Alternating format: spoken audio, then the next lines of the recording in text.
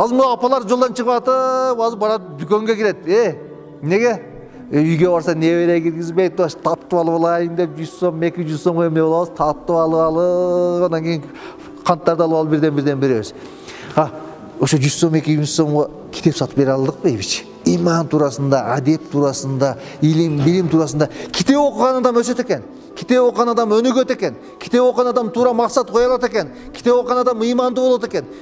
Кур'ан-ы Керимдеги эң биринчи аяттагы оку деп түшкөн экен. Оку. Пайгамбар окуганды билбейм десе оку. Окуганды билбейм десе оку. 5 жолу оку деп акыры денесин катуу Жебрейил кысып туруп анан кийин Иқра бисми роббикеллези халак. Роббиңдин аты менен оку деп айткан экен. 5 жолу чакырык. Биринчи Кур'ан-ы Керимдеги аят чакырык бизди эмнеге чакырды? Китеп окуганга чакырды. Китеп окуган болсок, ошол жерде биздин мамилебизди түзөй турган нерселер китептин ичинде. Күн сайын адам өсөт, же чөгөт. Окуган эл озот, окубаган эл чөгөт. Күн сайын адам алдыга кетет, же артка кетет, ордунда турбайт. Китеп окуган адам өсөт экен, китеп окуган адам алдыга жылат экен, китеп окубаган адам күндө чөгөт экен. Ошондуктан китепке бололук. Үйгө кара курсактын биз азыр бүгүнкү күндө курсак ток. Курсагыбыз ток.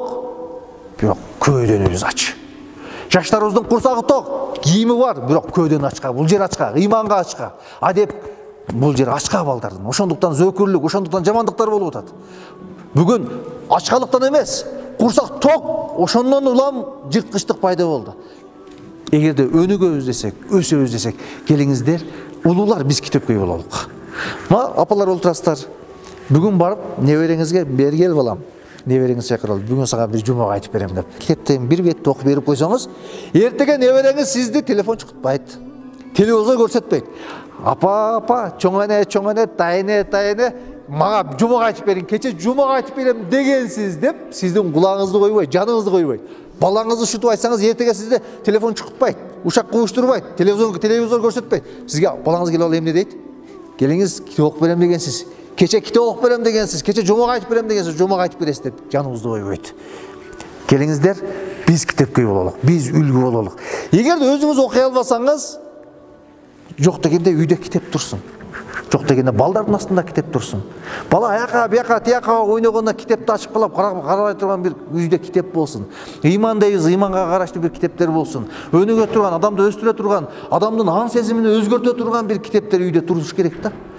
Бала аяка өтүп, бияка өтүп китеп окуш керек. Биз Кыргызстан Ислам университети, Кыргызстан мусулмандар дин башкармалыгынын бир бирликте 2008-жылдан бери китеп конкурсун уюштуруп келебиз. Башында 500 адам катышчу. Азыр быйылкы жылы 15 000 адам катышты китеп окуганга Кыргызстан боюнча. Бир бөлмөлүү батир койдук. Бишкектин борборунан бир бөлмөлүү батир койдук. Кече 13-ндө эле бирөөсү өтүп кетти. Эми быйыл 2021 жылы 27 ноябрда дагы китеп окуу конкурсунун сынагы болот.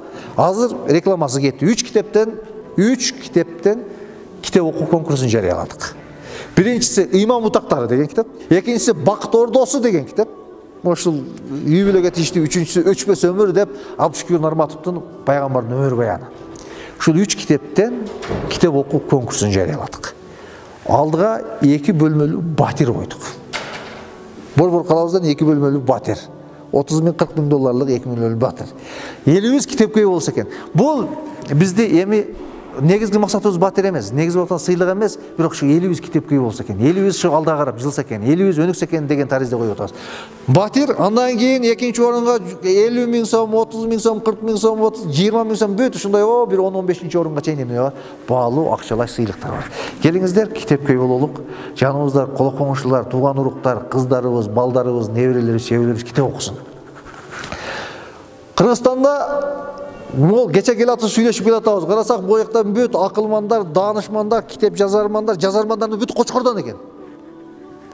Бирок биздин китеп окуу конкурсуна катышкан эң аз калк дагы Кочкор калкы экен. Анан ошолду эми быйыл өзгөртөлүк. Ошол китеп окуу конкурсуна көбүрөөк адам катышсын, китепке бололук, көбүрөөк китеп окуйлук. Китеп окусак өнүгөт экенбиз, өсөт экенбиз, алдыга карап жылат экенбиз. Мамлекетибиз өнүгөт экен. Китеп эгерде дүйнө жүзүндөгү эң бай адамдарды карасаңыз, китеп окуган адамдар экен.